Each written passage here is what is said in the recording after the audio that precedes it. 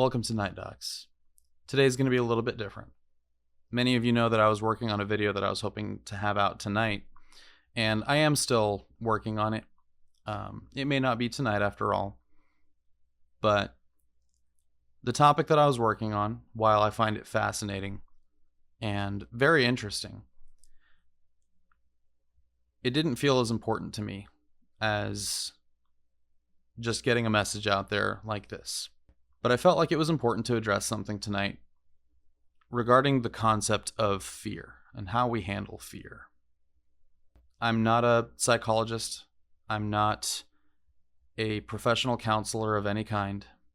I'm just someone who has, in his life, experienced a lot of fear. And fear can be pretty debilitating. It can become a vicious cycle. You're afraid to move forward. And so you cripple yourself and become unmotivated and afraid to progress in any direction. But you're still afraid to stand still because you know if you stand still and do nothing, you don't know what's going to happen. Whatever your personal fears are, whether it's the fear of spiders or heights or tight spaces or anything, I feel personally that almost all fears boil down to a single one, and that is the fear of the unknown. The unknown can be terrifying. Sometimes when you walk through life and there may be moments of ease where you look ahead and there's a clear horizon,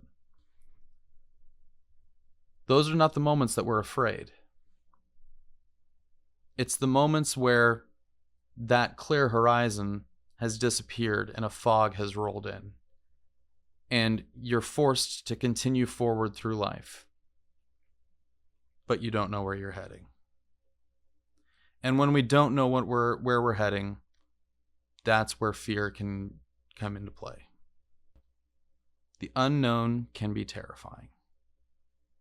Because when you don't know what comes next, that's when your imagination starts to run wild and you start to fill in the gaps with all sorts of things that could be a possibility, but you don't know the likelihood of that outcome.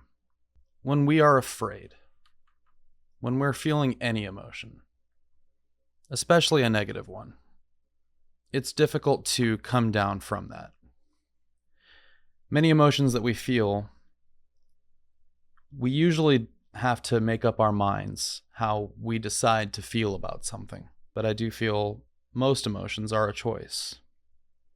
But once we make that choice, once we decide to go down that path, and when we have already arrived, it's difficult to change your mind and reverse course. It takes a lot more energy and a lot more effort to decide you want to feel a different way.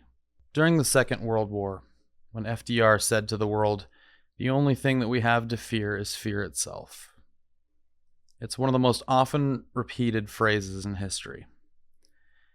And personally, I've always found that phrase to be more of a well-intentioned platitude rather than something that is helpful advice in actual application. What's helped me is that it's best to take that large issue that you feel like you're facing and shrink it down. Whether you're afraid of something in current events, whether you are afraid of what the future may hold for your job or your family or any kind of relationship. When you take a smaller situation and expand it, it opens up more branches of possibilities for things that can come down the line. And as more unknowns become recognized, the greater our fear. All we can do is what we can do. Everything resolves one way or another.